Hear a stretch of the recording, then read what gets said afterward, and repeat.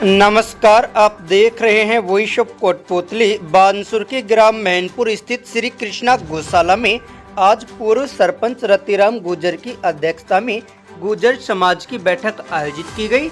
Advocate धनसीराम Gurjar ने बैठक में मुख्य अतिथि के रूप में शिरकत की।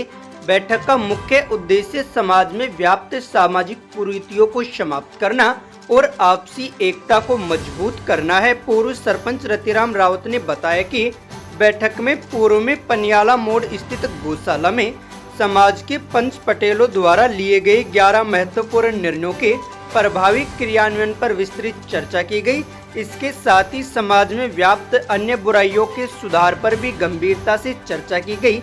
मंच संचालन बाबूलाल रावत ने किया। इस मौके पर बड़ी संख्या में समाज के लोग मौजूद रहे। के कारण हमारा जो गरीब आदमी था वो बड़ा पिस रहा था। उसको जनरल साहब ने बहुत तगड़ी मुहिम चलाई थी आरक्षण आंदोलन की, और आरक्षण आंदोलन से ये हुआ कि पूरा हिंदुस्तान को उन्होंने बंद किया। एनसीआर बंद हुआ था। तो धर्मपाल जी ने जैसा कहा क्या ऐसी कोई बड़ी बात है जो अपनी कुर्सी को नहीं छोड़ सकते। जब अपन दिल्ली बंद कर सकते हैं, राजस्थान बंद कर सकते हैं, तो अपन ठान लेंगे तो ऐसी कोई बात नहीं है कि अपन नहीं करता। मैं आप सबका धन्यवाद करता हूं कि आप सब लोगों ने इतनी संख्या में आकर के सहमति बताई और आज शुरुआत करी। भाई रतिराम जी को भी धन्यवाद करता हूं कि भाई आपने बड़ी जिम्मेदारी समझते हुए, नाम मैंने भी दिया था बोलने के लिए, मैं भी बोलूँ, बाकी आप लोगों का नाम आया, आप लोगों ने सुधार किया, आप अपनी जिम्मेदारी निभाते हुए आज आपने हम सबको बुलाया। बात 11 बिंदु की है। 11 बिंदु अपनी मजबूती से लागू करने के अपने सामने बहुत बड़ा ये देवखड़ी का आ रहा है।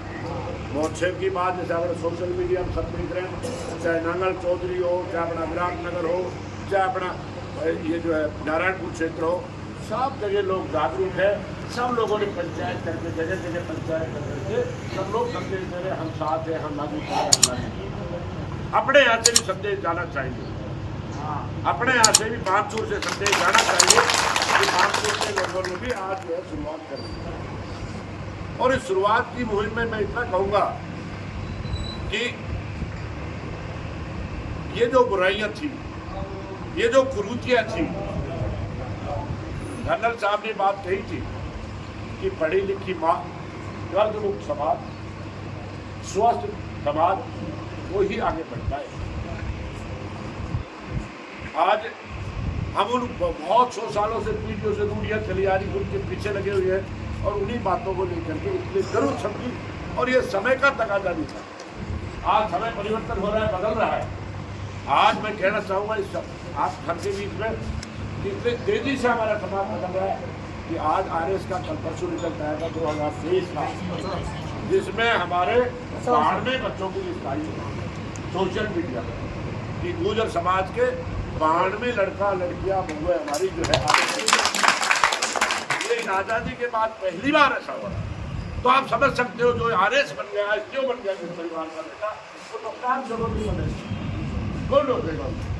समाज आगे बढ़े, विकसित हो, हमारे बच्चे जो स्वस्थ रहे, हमारे बच्चे अच्छी शिक्षा लें। इस बात पे हमारा धन जो हमारी मेहनत की कमाई है, उस बात पे हम खर्चा करें, ना कि अनर्गल बातों पर, ना कि कुरीतियों में खर्चा करें। यही तो बात है।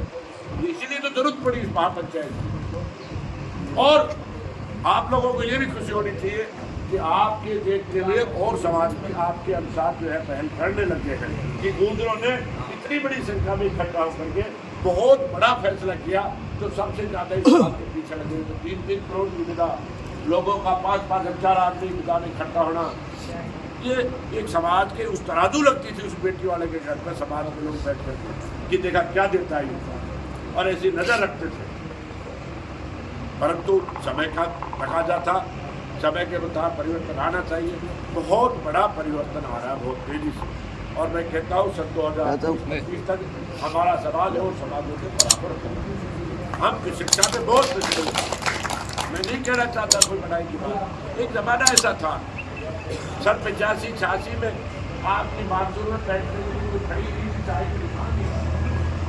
बानसूर में कोई बैठने की तहसील मुख्यालय था, आप लोग बहुसंख्यक भी थे पहले, यही संख्या थी, पहले भी यही संख्या थी। आप लोगों को कोई तरजीह तवज्जो नहीं देते था, राजनीति में आप लोगों की दखल नहीं। धीरे धीरे आप देख रहे हो बानसूर में भी आज आपका मार्केट में भी आपके जज्बात बर्बाद कर। सबसे पहले मैंने हिम्मत करके, आप लोगों ने मेरा साथ दिया था, मेरे साथ झगड़ा हुआ था, मैंने उन्हें किया था, आप लोग गए थे। और आपका पहला खड़ी जो है बसाई बानसूर। आज हमारे बच्चे कंप्यूटर की शिक्षा भी ले रहे हैं, आज हमारे बच्चे कोचिंग भी कर रहे हैं। तो मैं तो ज़्यादा लंबी बात नहीं कहते हुए मैं खुशी जाहिर करते हुए आपको धन्यवाद करते हुए यही कहना चाहूँगा कि आप उस दिशा में लग रहे थे कि उस पैसे का सही दिशा में उपयोग ये करिए कि पंचायत लेवल पर एक लाइब्रेरी बनाइए। आप जो पैसा आ रहा है दानदाताओं के हमारे पास पैसा हमारे पास बहुत दानदाता हमारे ऐसे दानदाता मालूम, जिसको मैं याद करूँगा इस अवसर पे, कितना बड़ा भामाशा है जिसकी उससे देन से आज हम सब लोग बच्चे मिले, कितना बड़ा हमारी गौशाला के लिए काम किया। मैं उसको भी धन्यवाद करना चाहता हूँ। माता दीन जैसे लोग बहुत है हमारे समाज में, एक माता दीन भी बहुत है। आप लाइब्रेरियाँ बनाइए, एक भवन बनाए जिसमें बच्चों को पढ़ने के लिए सामग्री मिले। आज सरकारें भी इस बात की ओर ध्यान दे रही है कि गांव-गांव में लाइब्रेरी बने। आज ऑनलाइन का ज़माना है, मोबाइल का ज़माना है, हमारे बच्चियाँ बैठ करके पढ़ाई करें, कंपटीशन की तैयारी करें ताकि कंपटीशन में आ जाए। जरूरत इस बात की है कि आज भी हमारा नौजवान दिशा विहीन हो रहा है। हमारे बहुत सारे भाई, बहुत सारे बेटे अपराधों की ओर बढ़ रहे हैं। क्योंकि मैं वकालत का पेशा करता हूँ, आजकल मैं पीटी हूँ जिला कोर्ट, मैं देखता हूँ, फाइलें देखता हूँ तो पढ़ता हूँ कि 4 लड़के मिले आपस में बात कर रहे थे बैंक लूटने की या पेट्रोल पंप लूटने की योजना बना रहे थे। उनकी जिंदगियाँ बर्बाद हो गई। पुलिस ने उनको कट्टे दिखा दिए, फर्जी कट्टे दिखा दिए, बंद कर दिया, उनकी जिंदगी बर्बाद। ऐसी दिशा में हमारे बालक बहुत हैं। उन पे भी चर्चा करने की, लोग लगाने की, चर्चा से ही आपस में एक समझ बनती है। एक दूसरे के मन की बात अपन जाने, मीटिंग का मतलब तो यही है, आपके मन की बात मैंने जानी, मेरे मन की बात मैं बोल रहा हूँ। और बोले आदमी वो समाज की जाजम पर इस बात को पूर्णतः निभा सकते। समाज सबसे बड़ी चीज़ है। राजनीतिक मंच होते हैं या फटकारे दे देते हैं लोग, ताकि समाज की जाजम पर बैठ के आदमी को चंद बातों पर जरूर चर्चा करनी चाहिए और समाज की बात को मानना, समाज से बड़ा। और कहते ना समाज के पास, कुछ वक्ताओं ने कहा कि समाज के पास बहुत बड़ी ताकत है। कौन ऐसा व्यक्ति जो समाज की बिना रह सकता है? नहीं रह सकता। और समाज यदि इस बात को ठान लेगा, और ठान ली है समाज ने, निश्चित रूप से 11 बिंदु अपने ही नहीं, अपन पीछे ना रह जाए, कहीं बुराई का अपने सिर पे नहीं आ जाए बानसूर में। इस बात का ध्यान रखें। कहीं दूसरी पंचायतों में, तहसीलों में जावे और कह दे यार वकील साहब फालतू की बात करती हो, तुम्हारी तहसील में, तुम्हारे गाँव में दूसरी की बात हो रही है। इस बात का ध्यान रखने की जरूरत है बुजुर्गों। इस बात का भी ध्यान रखने की जरूरत है कि हमारा कोई भाई गुपचुप में, इसको मन से मानो, गुपचुप में वो कर रहे हैं भाई, कोई मान लो आदमी ज़्यादा ही वो कर रहा है, जाओ उसके घर जाओ, भैया तुम मानना हाथ जोड़, और नहीं मानता है तो उसका बहिष्कार। जैसा कह रहे महिला में ऐसी बात करी, लोगों ने मना कर दिया, भाई हम तो जीवने नहीं आए। बहुत अच्छी बात है। अब ये जो मीटिंग है इनके बारे में मैं वकील साहब ये कह रहा हूँ। पहली बात तो बच्चा स्वयं की जिम्मेदारी समझे। दूसरी बात, जिन कामों के लिए अपन आग्रणीय चलकर काम कर सकते हैं, इन 500-6 मीटिंगों के लिए जो भाई आज उपस्थित नहीं हुए अपने पास, उनके नंबर हैं, उनसे सबसे फ़ोन पे संपर्क करेंगे। और आप यहाँ उपस्थित हो तो सारे जिम्मेदार लोग हो, बूथ पर भी ज़्यादा से ज़्यादा पहुँचने की कोशिश करना, कॉलेज में भी ज़्यादा से ज़्यादा पहुँचने की कोशिश करना, कॉलेज बाबा के भी, और देव महाराज के हमीरपुर भी ज़्यादा, बूटा जोड़ा भी ज़्यादा से ज़्यादा, और पिलाड़ी भी ज़्यादा से ज़्यादा। और फिर लास्ट जो मीटिंग हो तो मेरा मन ये है कि बिना लाया, बिना साधन भेजा, एक मोबाइल और मीडिया के माध्यम की सूचना, जहाँ 25,000 आदमियों ने इकट्ठा हुआ तो कम से कम बानसूर में भी 10 या 15,000 आदमी इकट्ठा होना चाहिए। आज बानसूर का इतिहास बने और बानसूर की एक पहचान हो कि सबसे पहले, जैसे आज हरियाणा की पहचान है, मैं धन्यवाद दूंगा हरियाणा वालों ने 15-15, 20-20 क्विंटल घी का त्याग करके, और उन्होंने मोर्चा कैंसिल किया, 10 टन कैंसिल किया। उन्होंने इतिहास कायम कर दिया।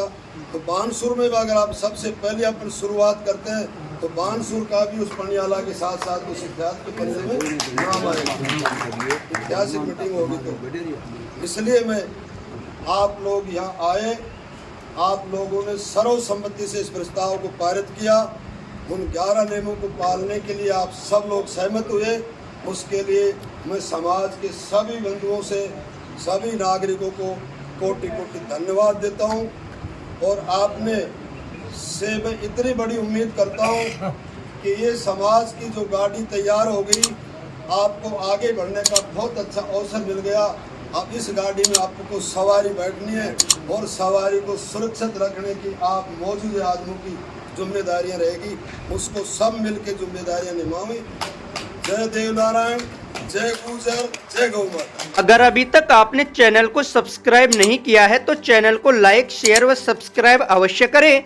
जिले की तमाम छोटी बड़ी खबरों को जानने के लिए बने रहे वॉइस ऑफ कोटपुतली के साथ। श्री बालाजी फिनसर्व, जहां मिलती है आपको वाहन बीमा, स्वास्थ्य बीमा, म्यूचुअल फंड, जीवन बीमा, फाइनेंस, साधारण बीमे की सभी सुविधाएं। कार्यालय बानसूर महाविद्यालय के पास, बाईपास रोड, बानसूर। मुख्य कार्यालय लाल कोठी, कोटपुतली। अधिक जानकारी के लिए संपर्क करें 8302367656।